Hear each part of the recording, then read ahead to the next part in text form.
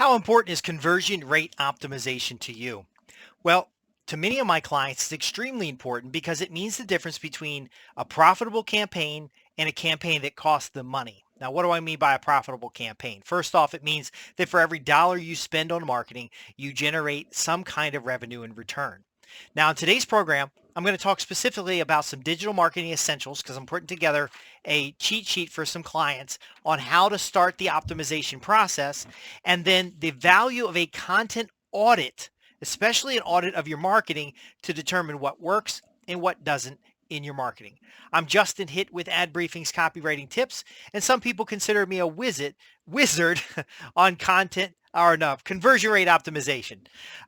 So my speaking presentations are not as good as the scientific methodology that I use to help clients generate more sales and more profits from words that sell. Now, here's what's important. When you write sales copy, when you start producing content on your website, and that content goes out in front of an audience, there are a number of factors that are considered best practices, but also a number of factors that impact the conversion rate, whether it's conversion to leads or conversion to sales. And if you understand what those factors are for your audience and for your content, then you can drill down and understand what works and what doesn't. So I've worked with clients to help them increase their lead flow by 100, 200, even 300%. And so that means if they're getting 3 leads, they're now getting 9 leads a day. But these leads are higher qualified and more likely to buy because we've used certain types of marketing metrics to know what works and what doesn't. Now I'm going to go over what to do to start a conversion rate optimization program and the key audit exercise. And I know a lot of people, their sphincters tighten up when I say audit because they don't want to be audited, especially your employees. They don't want to be audited, and they often will kind of freak out. So let's say you're the owner of a business, you're the marketing director, you're the person who's in charge of getting results, and you have content developers, copywriters, you have other people working for you, the pay-per-click people. And when they hear the word audit, they tighten up because they know that what they're doing is very often by the seat of their pants, or what they're doing is not as effective as it could be. So one of the things that I was putting together for a client is our digital marketing essentials, which is, and I'm going to put this in a nice, neat little PDF, and I'll be happy to share it with you if you contact us at the website www.adbriefings.co.uk and ask for the digital marketing essentials. But essentially what it is our teams work with about 14 to 15 different clients. And we don't want to work with more people because, again, it's to do marketing the right way. It is an intense activity. So, for example, if you have a name squeeze page or a landing page, you're going to have what looks like it's 8 to 9 different things that are considered best practices. And I'll name them because it's very important that you know this, that for every landing page you have in the business, because I know a lot of people say, well, why should I generate a lead when I could just make an offer? Why should I send my pay-per-click campaign to content that includes an opt-in form? Well, again, when someone asks for more information about your products and services, it gives you an email address. It might give you a phone number. It gives you a name and other details about the individual. Now you can start the sales process. But if that individual comes to your website and they request information, now you can follow up with that individual in a different marketing medium. So yes, you can do retargeting so that every person who visits your website sees additional advertisements. But if they are giving you an email address, and this is why lead generation is so important, and a name squeeze page is what we use for lead generation, we can get better results. But here's the problem. And I've seen this whether it's a $5 million company or it's a $100 million company. They put up a landing page and then they call me later and say, we've done a landing page and nothing happened. Or we got too few leads, or we got unqualified leads. Well, the checklist that's here and this might be a little different best practices for you, but for the sake of this quick guide that I've been putting together for clients and newsletter subscribers, here's the first thing. So for every name squeeze page, for every landing page, do you have 5 social media posts that drive traffic to that page? Most people throw a page up there, they'll do one social media post. Now, when you're building these social media posts, you're applying your best practices about, hook and call to action, and maybe you're posting other things so that the social media platform doesn't believe you're just promoting your own stuff. But you got to have at least 5 social media posts that link to that landing page and are properly coded with Google UTM codes or whatever tracking system you're using, and ultimately are measurable. Okay. Well, I might have already lost half of you. Okay. But what's the next thing? You need for the opt-in form on the landing page to have 2 variations for an A-B split combination. Does that make sense? Now, a lot of folks don't know what I'm talking about. That means that when somebody lands on the landing page, you're testing option A or option B. So it could be form A versus form B, because we want to know what call to action is most likely to produce a lead. Now, if you're using Google optimization or VWO or one of these optimization platforms, you might be testing the headline and the call to action. And depending on your visitor flow or volume, that page may have a multivariate test. Now, if I'm saying things that you don't understand what they are, that's okay. That's why we do these training programs, to help you get up to date with the latest in marketing, especially digital marketing, so that you can get better return on investment from your marketing campaigns. See, there's a lot of you folks out there that are spending $10, $15, $20,000 a month driving traffic to a website and not generating any leads, driving traffic to a landing page and not knowing how you're generating leads or how to generate leads better. And I've only gotten to 2 of the checklist items. So the next thing is, are you offering a free gift? Does your landing page offer some incentive for the right people to opt in to your page? So for some folks, they're going to say, oh, well, here's a free special report. Well, is that what your audience really wants? They might want a product sample. They might want a call to discuss their unique situation. And in that case, they might be willing to put more information in the opt-in form, so you can survey and get a little details about what their situation is. The lead concept, are you offering information, which works very well in a lot of cases? Are you offering access? For example, the lead form could be a sign up for a webinar.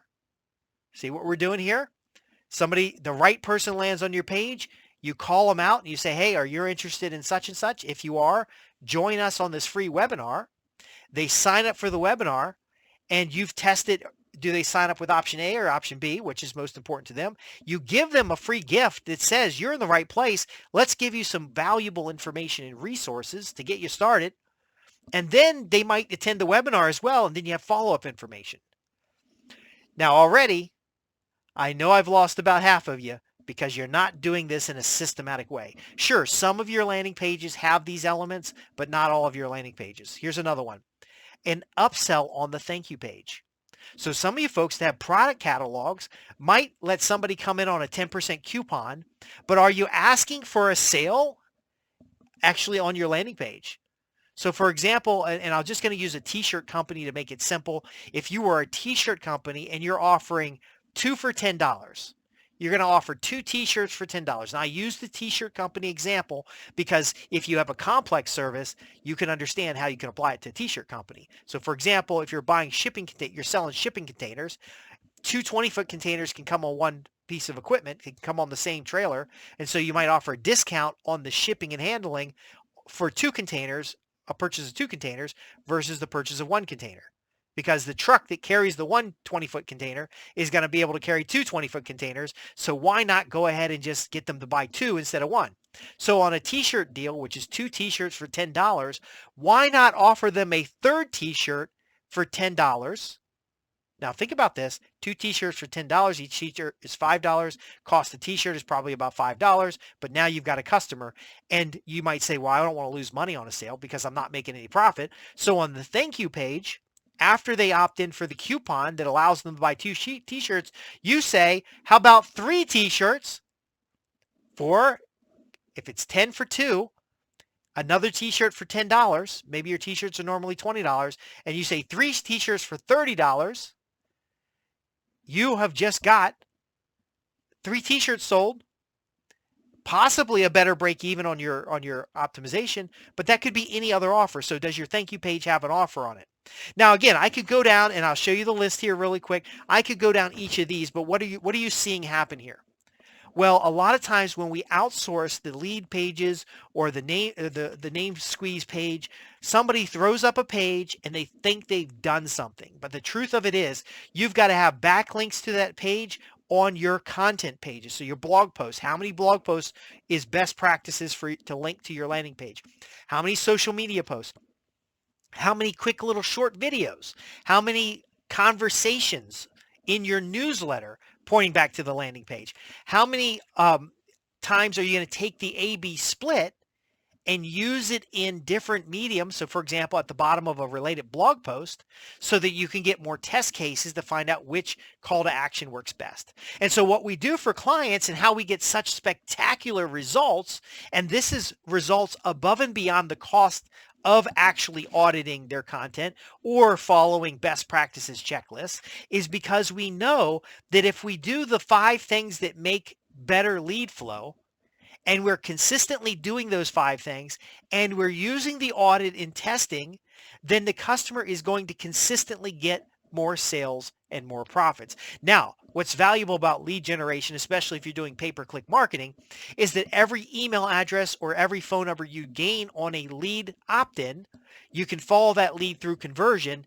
and then take those leads that converted and use them on your same audience targeting on your pay-per-click campaigns. Now, again, if I'm talking over your head, don't worry about it because you're the boss. You're the marketing director. You're the marketing manager. You're responsible for results. You're not responsible for a 35 item checklist for individual pieces of content. So for example, Name Squeeze has a checklist. A blog post has a checklist. A sales offer has a checklist. A Google there's a thing called the Google 5, which is your about page, your terms of service, your contact page. The audit for your Google 5 has a checklist. Every one of these types of content, all the way down to your podcast, has a checklist of best practices that we know are best practices universal to every company. But until you start testing and you start auditing, you don't know what's best practices for your company. Now, you don't have to be perfect and get every one of these items, but you do have to be consistent and test so that you know what works and what doesn't. Now, again, your role as a marketing director, your role as the business owner is to get the results. How your team gets the results, if it's properly documented in what we call procedurals, if it's properly monitored, if it has certain controls. And now my background is risk management, so I'm simply applying the audit methodologies we use, the test and validation methodologies we use to ensure the best practices are actually implemented, because you and I know that contractor or that ad agency is going to tell you, oh, you know what, if we just post your social media content native on the platform and we just go on Facebook because Facebook's popular or TikTok's popular, you're going to be awesome. Everything's going to go great. That's not how I function. And that's how, and that's not what gets you $1,000, $20,000, $100,000 customer lifetime values. Now, let me explain customer lifetime value. $1,000 customer lifetime value might be in the first 12 months. The 20,000 could be over the entire lifetime of a customer, which for some of your customers could be 5, 10, 15 years. Again, do you know these numbers? In order to get the results, you need to know these numbers. But more importantly, to know that your marketing teams, that your ad agencies, that your outsourced contractors, because these are all specialized areas, to make sure they're doing what they need to be doing, we have methodologies in place. So what I do is I work with managers and leaders to develop the best practices within their organization and a right testing methodology so that you know what types of campaigns work and what doesn't. Because again, there's a magic shiny object syndrome that happens when the next platform comes out. For example, some of our content works better on Rumble than YouTube. There will be business opportunity people selling the Rumble toolkit, but the testing methodology is the same whether on YouTube, television, Rumble, BitChute, whether you're on a Facebook video, native video on a Facebook, a video on a LinkedIn. All of it's the same. And then of course we want the results that you're accountable for is the leads and sales. Now, if you're not generating leads, we can talk about how important it is to generate leads, because leads help us test what gets a micro commitment. This is very important.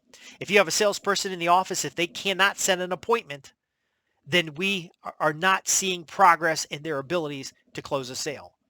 See, in that sales world, especially with high ticket products and services where I specialize for clients, if you're selling a $3,000 product and you have to get on the phone to sell it, if that salesperson doesn't make an appointment, then they will not have an opportunity to be on the phone. See, they're not going to, on a cold call, no matter how well they've researched that prospect, they are not going to close the sale. And so you're saying, I know, Justin, the salespeople got to set appointments, but isn't your website kind of a salesperson on the internet and presenting and representing your company on the internet? And you're expecting somebody to land on your website, read enough information when they're distracted by porn, when they're distracted by their office, while their email is binging, while their phone is binging at them, and they got social media and all this other clutter going on. Are you expecting them to spend enough time on your website to make a sale cold? See, that's why we do lead generation. We get them to request information. We invite them to get not to get a free newsletter, but there's ways of inviting them to get useful products or services, useful information, but it's beyond just setting the appointment. And already the lead generation can be to schedule an appointment to talk to your sales rep. See, we integrate these things into what you already do, and we know what works because we can apply these auditing methodologies on your salespeople as well, determine what best practices the salespeople have, manifest those things in content, and then we have a higher probability of getting a cold sale, but not likely, especially on the high ticket services, until they have connected with you and maybe received a prospect newsletter, maybe been invited back to read a few blog posts. So they're on your website, they're ready to buy, and the telephone rings. And now they're on the telephone for 10 minutes, and then they close their browser because, it's the end of the day and they're going to go home, and they didn't get the chance to finish that transaction on your website. And then they forgot, and they go back to search engines and they can't find your damn website because you're not search optimized and all this other stuff that folks worry about. But more importantly, if you just got the lead, if you just had a compelling offer to get the lead, your automated systems, and then one of the things that we do is we help you improve your marketing automation, but your automated system could have been following up on that person, could have offered them some resources. Every white paper you've ever written that's relevant to that individual could be offered to them in a drip campaign. And now you've removed the responsibility of the busy decision maker who could buy your products and services, and you've given them an opportunity to get involved with what you have to offer, just like the salesperson who schedules a successful appointment. That appointment is the opportunity to start that sales conversation with your prospect, and we can automate some of that. But again, if you already have salespeople, why not pre-qualify the lead? Why not warm up the lead? I did a special program a long time ago when cold calling was a thing, and we talked about using information to warm up and qualify leads. Imagine your website doing this on your behalf 24 hours a day, 7 days a week, in an efficient and effective manner, using these checklists so that we know that we produce a blog post, that we've mentioned it in our newsletter, that we've mentioned it on social media, that for every blog post, see, I don't want you to be in the content trap. You don't need 50 blog posts. You need one really good blog post, and then you need another really good blog post, and then you end up with 5 or 10 that are going to get results. Now, if you're just throwing spaghetti against the wall and hoping something works, you need thousands of blog posts, because for every post you put on your website, your competitors are putting 10, 15, 20. They may have better search engine optimization. They may have better conversion rate optimization. They may or may not be a client of ours, but ultimately they are going to be in a situation where you're going to have to outrun them. But what if you could outsmart them by using audit methodologies? And I know it's scary. I don't mean to make it so scary, but it is scary. I'll just be honest with you right up front. A lot of your agencies, if you say, hey, I'm hiring a conversion rate optimization specialist, I'm hiring Justin Hitt, the wizard at direct response marketing, the wizard of conversion rate optimization, and he's going to bring in these scientific methods. He's going to be using machine learning and artificial intelligence to make sure that we're reaching the right customers and we're optimizing for profits. And you say that to an agency, and they're going to say, well, aren't we getting you good engagement on the YouTube videos we're doing for you? Oh, you don't need no. You don't need anybody looking at our method and measuring our stuff for best practices. We implement best practices, so don't measure it. You just trust us that we're doing it right. I don't trust anybody. See, I verify and I determine who's doing good and who's doing bad. And I'll give you a little thing, because I hire, and so I've worked for Fortune 100s and I've helped manage people's marketing teams. I have hired two advertising agencies to promote the same campaign. And because we had all of our back end tracking, we could see which advertising agency was profitable and which was not. Now, they don't like that. They don't like that at all, for you to split your advertising dollars over two options, an A-B split, and determine which one is most profitable, because there's a lot of tricks they have. And there'll probably be a link in the description below. I've already talked about the things that some marketing agencies do to pull the wool over clients' eyes so that they can get away with receiving retainers and other things without actually doing work that creates leads and generates sales. And since your responsibility is generate leads and generate sales, now you just learned that your responsibility is to generate leads, because a lead, whether it's a referral, whether it's somebody who's requested information, is more qualified than cold traffic on your website. But again, some of these ad agencies panic. So we're not a big ad agency. We're not trying to do your digital marketing. We're trying to determine what works and what doesn't. And then we take best practices from 15 to 20 different clients. Sometimes they're in similar audience segments. So we use what's called the Prism market segmentation. Now, if you haven't heard of that, that's okay too, because we're bringing you stuff that works in the enterprise world, that works with startups, that works with large publishers, that works with manufacturers, that works with people selling expensive high-ticket products, building products, heavy equipment, technical services like IT services, ongoing services, systems administration work. And then we're putting that in place in a systematic way so that you get results more consistently, so that you're able to generate more profits. And again, one of the ways that we do it, and you can build one of these charts for yourself, is that every type of content you have has a minimal number of 3 to 5 things that must be done. So if you were talking to a salesperson and you said to them, when someone calls in on the phone because they got our phone number and they're asking about a product or service, you're going to get their name and their telephone number, possibly their email address. You're going to ask them maybe how they heard about you. You're going to ask them what they're interested in and maybe talk a little bit about their problems. And then from their problems, you're going to talk about what kind of solution they might be interested in, or what kind of outcomes they're looking for. And then you're going to maybe do a quote for them. So you wouldn't let a salesperson get on a phone without the 3 to 5 things that they're going to do every time they're on the phone, as well as putting it in your contact manager, putting it in the follow-up system, maybe tracking it on a bulletin board so you can see people's call metrics. But then again, for some reason, people just get a website and throw content up on it. They'll get a social media account, throw content up on it. They're like, oh, I got LinkedIn, throw some content up on it. And they're not doing these basic measures that work all the time. And that's how we're able to crush competitors. That's how we're able to increase performance. And then we're able to maintain the increase in performance. Now, again, I'm not bragging or boasting, but a solid marketing system beats ad hoc, throw the spaghetti against the wall and hope something happens. So how do we get this? How do we know that you have a good marketing system that has areas that we can enhance? So we're going to put the money on the winning chips. And so what I mean by that is, so for example, if you have a particular social media marketing campaign that's working, we're going to spend more money on that. But if you have a particular social media marketing campaign that's not working, we'll spend less money on that. And then we'll use some basic math to know what the probability is of something to continue to work, because we all know that good campaigns eventually die. And then we'll know what campaigns to bring back because we know which ones were good in the past and we build a library. But again, it's the content audit.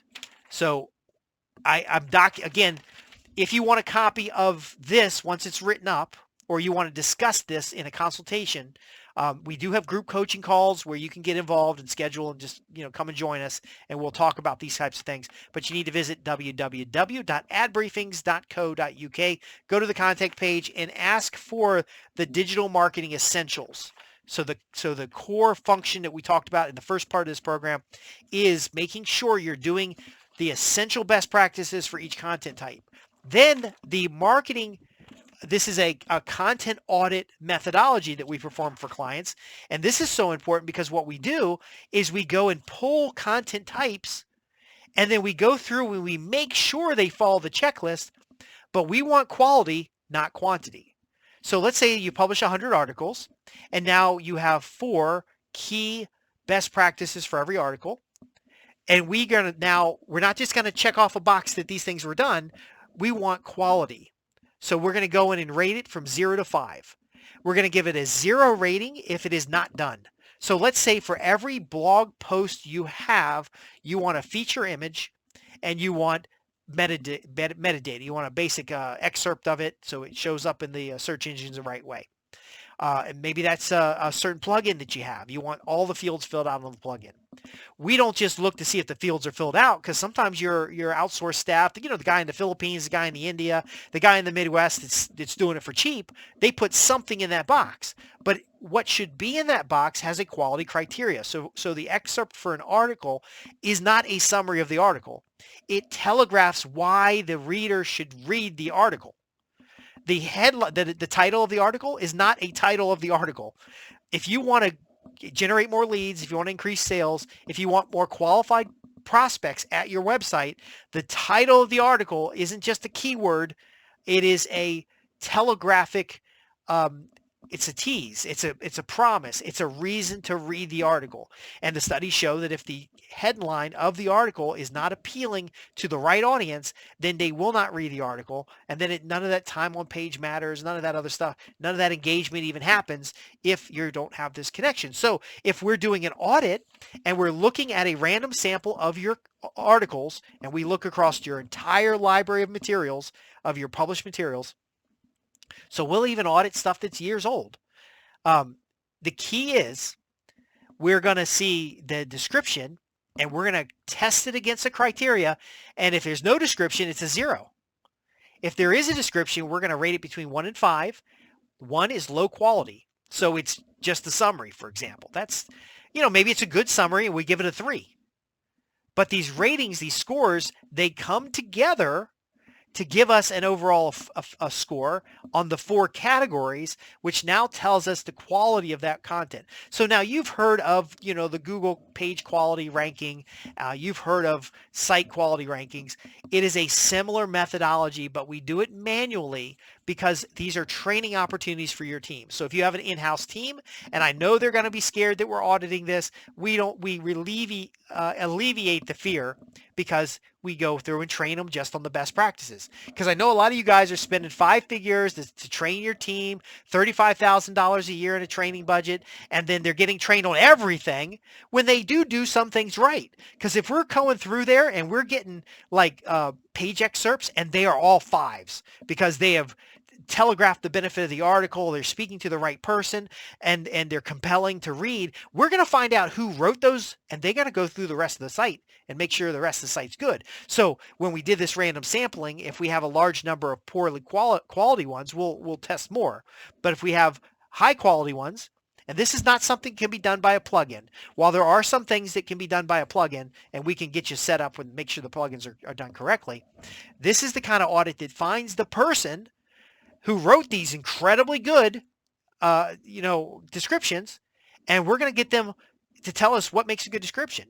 And then we're going to work that and bake it into our best practices, and we're going to go find an opportunity for them to use that. We're going to make sure that their descriptions are on all the new content because they're doing it right. Now, again, just because it's written well doesn't mean it's contributing to leads and sales. And at the last part, we'll talk about that. But ultimately, do you see how that works? The 4 criteria, we score the criteria. If it's all 5s, that's wonderful. But if it's all 5s, and then we go and test the lead versus sales, so is it generating leads that become customers? And it's never generated a lead. It's never created a customer. It's never even had any traffic to it. Then we know something is not right about our audience match, because the content itself, when we use these tools, and we use these tools too, by the way, we use SEMrush, we use Ahrefs, there's a bunch of different tools. We use plugins that check stuff. These tools are checking technical elements, like does it exist? Does a description exist? Is the spelling right in the description? We're now looking at the copy and the persuasiveness of these elements, rating them on a scale, and then if we find, needs to be tuned, we're going to tune the ones that need to be tuned. If we find they're in good condition, we're going to figure out what's good about them. But if they don't generate leads and they don't generate sales, then we will go back and assess the quality measures that we're looking at. And again, that's why they call me the wizard of conversion rate optimization.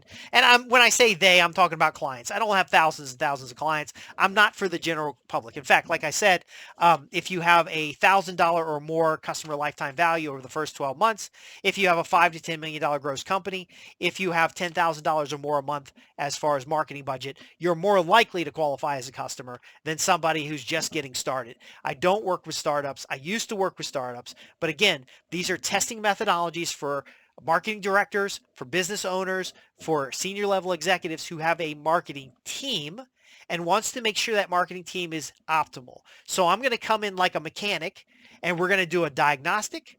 The diagnostic includes the audit, and you can call it a diagnostic instead of an audit, but between you and me, between you who signs the checkbook, it is an audit because I want to make sure that you have a top-notch team and that you have top-notch methodologies in order to generate what? What? What are you going to generate? More leads and what else?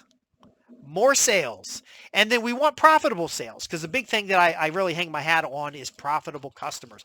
Building business relationships with profitable customers so that your business grows in a predictable and measurable way. And so what auditing is a really hardcore measure. So the last part of that is we take the bottom rated items, the bottom rated content for a content category. And remember, there are many content categories that we can or will look at. And then we take the bottom rated ones and fix them. Because we know what the best practices are. For every blog post, there's 4 or 5 different things that have to be done. For every blog post that didn't do those things, we get those things done. Now, what we do that's very important, and a lot of marketing agencies don't do this because they don't know how to do this, is we do make sure your marketing analytics is set up correctly, because it is possible for something that did 3 of the 4 best practices to have conversion. And so we do a little bit better math, and we know that if it did 3 out of the 4 and got a conversion rate, which of the 3 contributed to the conversion? And is that a trend that we see across the site? Again, you can invest your money throwing spaghetti against the wall, writing that new piece of content, hiring a big office full of writers, rewriting content, and then eventually jumble up your site so much you don't know what works or doesn't. Or you could systematically write 12 articles a year, 52 articles a year, test them, and then build your best practices so that every new article has the highest probability of what? Generating leads and generating sales. Now, the person creating content wants to be creative. That copywriter wants to be creative, and they want to put the new latest thing in place because you know what? The new social media platform is exciting. But if you're still getting sales off of Craigslist, then you need to be on Craigslist. If you're getting sales off of some obscure message board that just happens to be full of your most ideal customers, then we don't need to be on TikTok. We don't need to be on all 50 different platforms. So as a podcaster, so I podcast, this presentation is not a podcast. This is a training presentation. I promise my clients I do the training presentation as I'm putting together these materials. And of course, if you want a copy of the content audit methodology, I'll give you a high-level PDF of this. I'm not going to give you the detailed because there is some proprietary concepts in here that we use in enterprise risk management, or we use it in business development where we create hundreds of millions of dollars for clients, or we solve very complex problems. Again, I'm not going to give you every little detail because you may not understand it. Just to be blunt. Again, wizard magic. I know how to do things. My team knows how to do things because this is what we specialize in. Just like you know how to do things that I would never know how to do. The products and services you offer are very often technically advanced. They're high quality products. They're products that are specialists. So you might sell the product and you might sell consulting that goes with the product, or you might sell professional installation. I don't know anything about that stuff. What I do know is what helps prospects become highly profitable customers. And I know what you do is important because you're solving problems for clients, But what I do is just as important because I bring you the customers at a consistent and effective way. We can even cash surge your business and do big promotions that we know break even and that we know bring you more customers, and that because of the customer lifetime value, again, let's say you generate a lead and it costs you $50 to generate a lead. Maybe it costs you $500 to generate a lead, but we know the customer lifetime value. And if that customer lifetime value over the first 12 months is $1,000 in profit, then you could spend $1,000 to get the customer because you got the customer. See, now, if I got your customer, I can't do anything with them. But if you got your customer, you can help deliver more products and services. You can help them solve problems. You can upsell them to bigger services. You can put them on service contracts. You can deliver more solutions to their friends and family and get those referrals. Now, most of my clients don't sell to friends and family, but you know what I mean. That job you're doing for the giant electrical contractor or the building manufacturer, the builder, and they say to the other builders in their neighborhood that you need to go buy these windows, or you need to go buy these trusses, or you need to go hire the shipping company. Now, the $1,000 you spent on that customer to break even on that customer now becomes $1,000 free dollars because the next customer they refer. Can you see how valuable this is? Again, the audit is about understanding what works and what doesn't for you. So instead of spreading your marketing dollars over a god-awful number of things that nobody understands, we use a methodology that's based in leads generated, the quality measure of those leads generated, because just ask your salespeople, if you come in with 1,000 leads and they have to call every lead, they're going to find the unqualified ones. It's like magnetic. The salespeople are going to get on the call and find all the crappy, unqualified leads, and they're going to say the leads are horrible. I want to know, are they really horrible? Did you get a bad list of leads, or are your salespeople making up excuses because they don't want to make the phone calls? So again, if we can get you a cold lead to the website and then we can warm them up, and then we get them to ask a salesperson to call, the salesperson is going to have a better attitude. They're going to make more sales because, again, that person has been predispositioned to buy your product and service. They may have even been educated about why your product and service is better. But if one of your best practices is to send information that helps the prospect understand why you're better, and that never is included in an email campaign, or they forgot to mention your origin story, or they forgot to mention customer transformational stories, or something else got forgotten because you had a campaign last year that worked really good, and then suddenly people stopped using it.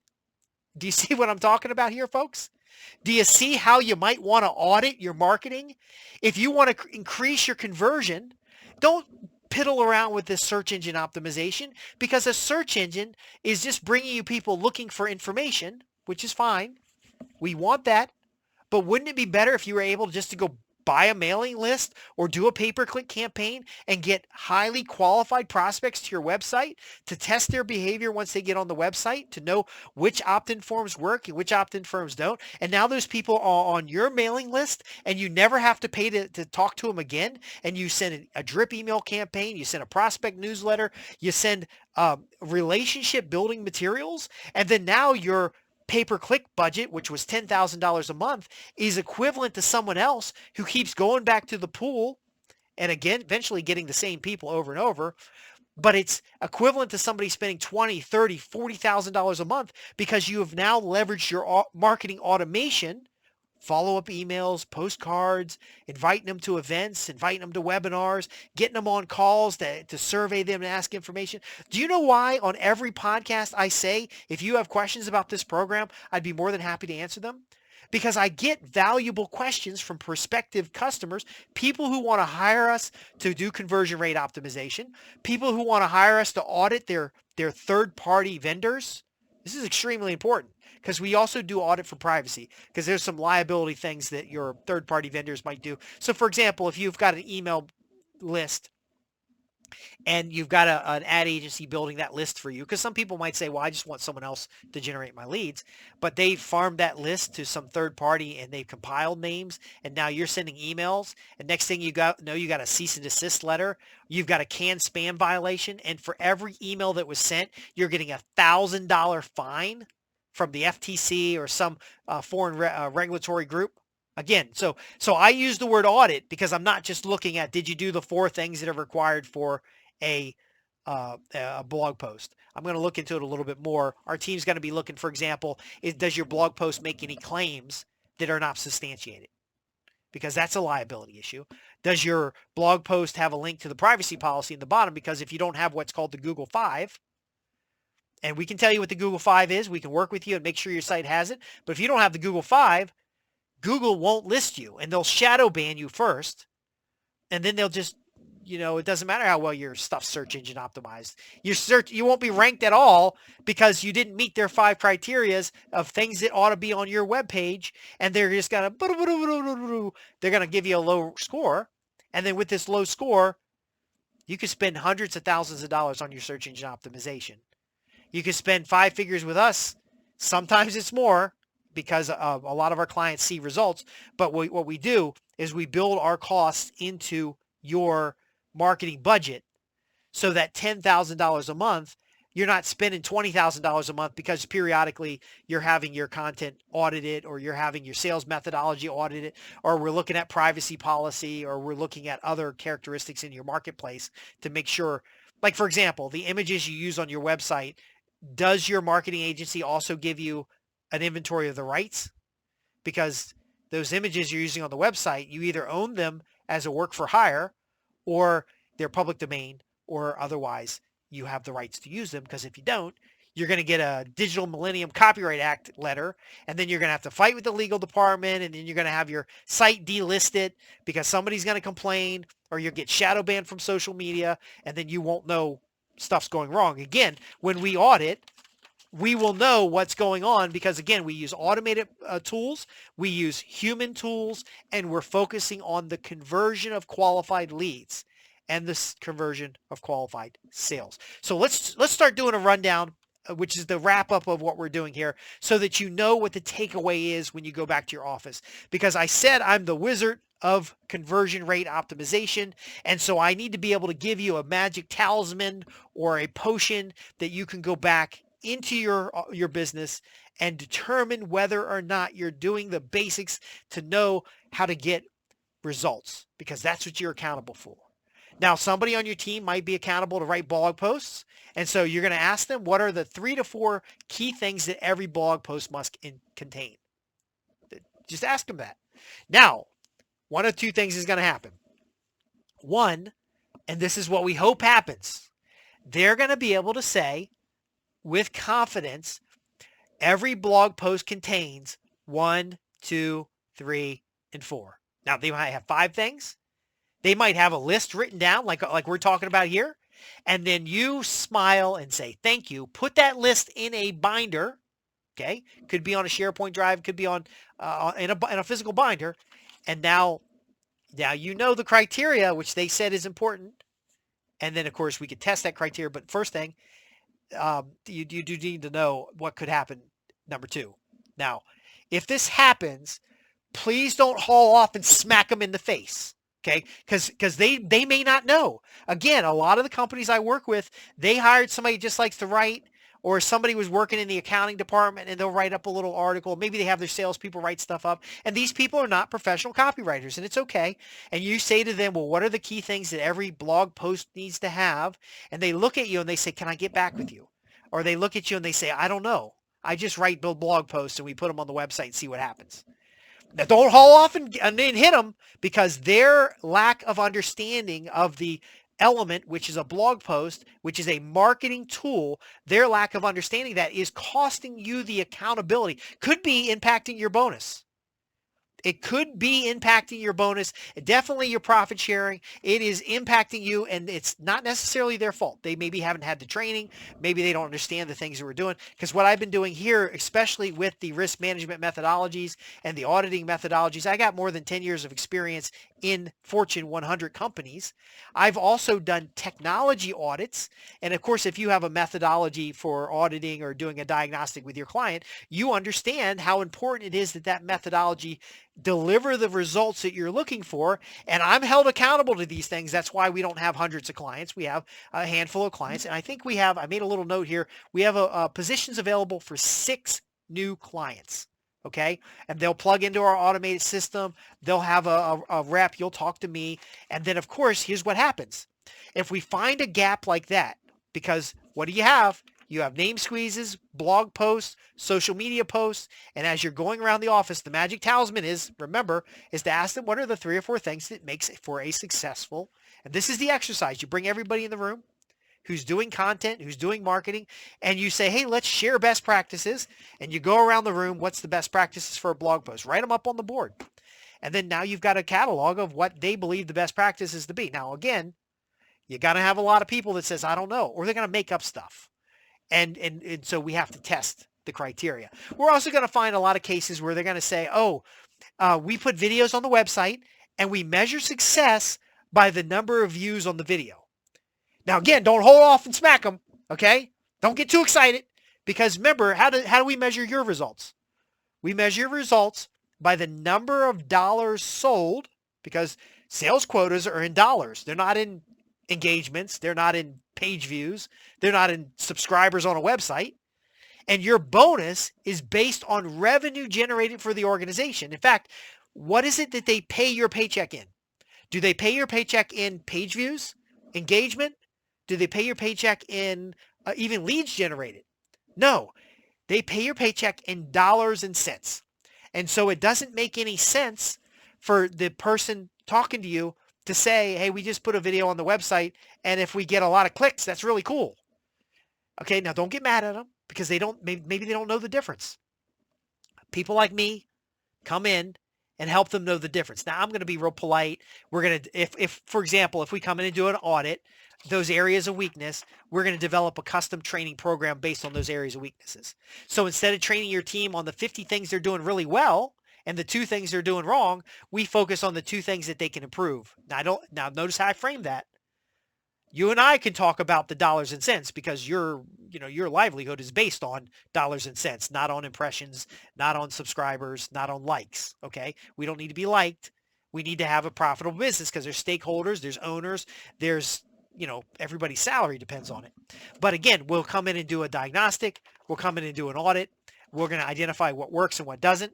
And we're going to help them have a better understanding to find the areas of opportunity, to improve the training with a custom program so they don't have to sit in 5 hours of training for stuff they don't care about, for stuff that doesn't matter, for stuff that doesn't improve the bottom line. And so now we've already, this is how we get results for clients. We've already helped you be more efficient in your training budget. And now your team has the tools they need to do better when it comes to conversion. And we haven't even talked about SEO. And it's all smoke and mirrors when they talk about SEO, because if you don't have the foundation correct, like, so for example, lead funnels, sales funnels, a functioning telephone room. So when people call into sales teams, are they capturing the right information? Is it going into your marketing automation? Do you have permission to send a follow-up email? Have people ask for information and that series of follow-up emails sets them up to buy a particular product or service? Are you doing prospect surveys? Again, boom. I hope you've had an awakening moment here to understand that it is a lot more than just throwing content up on a website, okay? And again, I create these training programs for my clients, and to be fair, some of my newer clients did not realize, and it's no slight to them, because now they know, and God forbid if they're your competitors, because again, think about how hard you're going to get whooped by a competitor that for every name squeeze page they put out, they put 5 social media posts up specific to that page. Now they could have other types of posts that establish the relevance inside the platform, because you can have, for every piece of content, there's a platform. And of course, we didn't talk about that today, but we can optimize your YouTube videos. We can optimize any type of content on your site because we have a methodology for doing so. But if you have 1, 2, 3, 4, 5, 6, 7, 8, 9 types of content on your website, and this is content that could be in your other medium like emails, webinars we mentioned as well, and that for each of those items, you have the 4 things that you know are best practices. Sometimes it's more. Sometimes there's a checklist in development, and your best people are going to say, oh, well, here's a checklist that I use every time I put together a sales letter, and this is how I check my work before I turn it in. Get excited about those folks, okay? Because we can repeat that, and we can make that part of the culture of your marketing department. But how do you think it's going to be when you have 1, 2, 3, 4, 5, 6, 7, 8, 9 ways to generate leads or customers? And each of those ways amplifies itself by maybe even just 4 marketing channels, because every blog post can be promoted with a short video, can get promoted on social media, can get promoted with a short video on social media, can get promoted by text on social media or a pay-per-click campaign. And we can go right down the list. A mention in your newsletter. It could be a referral from a referral partner. It could be an influencer or a series of influencers. Can you see how we can multiply the results that you gain by 100, 200, 300%? Now, again, this is not for everybody, because I'd rather do this with somebody who has $1,000 cost per lead. So let's say they're getting 2 sales a week at $1,000 customer lifetime value, and they're willing to invest $250 in a new lead, maybe $2,000 in a sale, because you're going to go negative on that first sale because you know you've got products and services on the back end. And you said to your team, what are we doing on the back end? And they're like, I don't even know what you're talking about. And you're like, see, just this training program we're going through today, again, because this was meant for clients. This was meant for our subscribers. Just adding a back end on a losing lead generation campaign, because you're buying customers. Remember this. Just adding an upsell, just adding a back end. Now you're profiting because you've taken the name off of some platform that could ban you tomorrow, and you put them on your in-house list, and maybe even have their phone number, and you can call them, invite them to an event. And here's the secret. You get their email, then you invite them to a webinar, and then you use the caller ID on the webinar or the registration on the webinar to get their phone number. And then you take their email and their phone number, and you go back and find more people using audience matching. And now you have sales funnels. You don't need 10 sales funnels. You can use 2, because now you can know, is a sales funnel A or a sales funnel B better? It's an A-B split. And then you get 2 that work, and then you get 3 that work, and then you don't need 50. Because again, the ad agency gets paid on the number of pieces of content they produce, not on the amount of leads and sales. And they're never going to do a deal leads and sales, but you can know whether they're producing leads and sales, and then you can encourage them to produce more or go find another agency. Again, our job here at Ad Briefings is to help our clients get results. Because whether you're a copywriter, marketer, marketing director, owner of the business, sales and marketing vice president, whether you're an executive, you're measured in results, not in number of pages of content, not number of words that you've published. You're not measured by when you go to the bank to pay the bills, okay? You got payroll coming up, and you go to the bank to deposit the money. Whoa, I ruined it right there. I was about to say, what does the bank want? What do you deposit at the bank? Do you deposit at the bank the leads? No. The lead is a precursor to the sale. Do you deposit at the bank the number of visitors that visit your website today? No. That doesn't necessarily mean anything. They could be bots for all you know. Do you deposit in the bank the engagement on your social media campaign on Twitter, because Twitter's hot today, and then when TikTok's hot tomorrow? No, you don't. Again, while I seem cut and dry when it comes to this, and I do use softer language when you talk to your employees, this is a heart-to-heart. If you're not generating leads that turn into sales, okay, there's a whole complete sentence there, then you're not doing what you're responsible for doing, and I can help you get that result. I can help you turn your best practices into procedure so that they're implemented consistently. So if you hire new people, because the best thing I want to have happen for you is your team to grow, your business to grow. You go from $5 million to $10 million, and you had 3 people on the marketing team who you essentially just hired as freelancers, the friend of a friend, or the company owner's brother-in-law, sister's kid. And now you've got a whole marketing team with a director, or you've got to expand a team. How do we know what best practices to make part of our everyday business as usual so that we generate more leads who become, finish my sentence here, folks, sales? And not just sales, profitable customers. Because what I do as Justin Hitt, you can call me the conversion rate optimization wizard if you like. And I gave you the magic talisman. You got to agree that I gave you something. Go around to each of your people and ask them what the success criteria is for the type of content they create. Put it up on the board, build yourself a little chart. And again, if you visit the website at www.adbriefings.co.uk, I'll give you a grid and you can play bingo with your team in a learning session to find out what best practices they follow. Now, if you'd like me to look at those best practices or to moderate or facilitate your group doing these things, then let me know. But ultimately, you can fax in the details and we can go over them in a one-to-one discovery call, because sometimes people can't fill out the sheet. And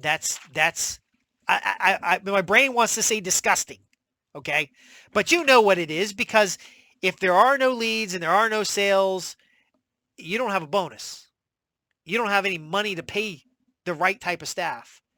And then if you have staff that know what the hell they're doing and they're doing it right, you can't surround them with a bunch of idiots, because they're not going to be peak performers. Again, I'm going to wrap this up here because I don't want to overstay my welcome, but I've given you so much that you can implement right now.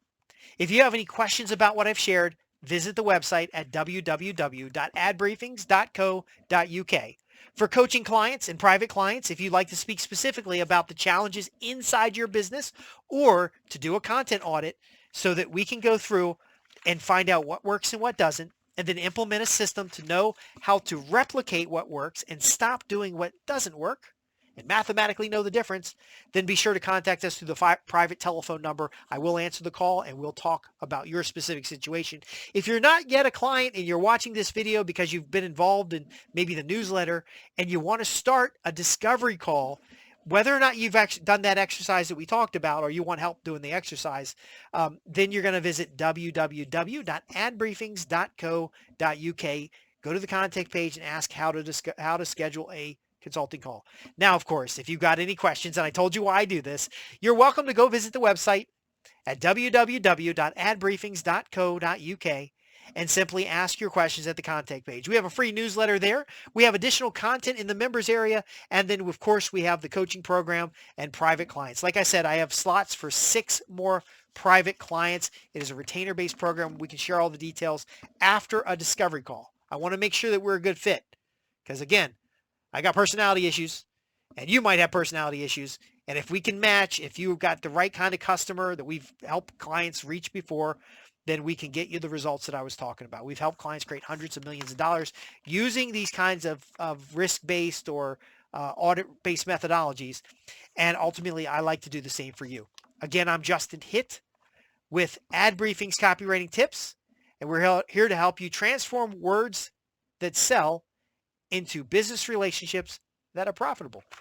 Thanks for watching, and I'll see you in the next program. There's details below, handouts to go through, and links to related videos. I'll see you next time.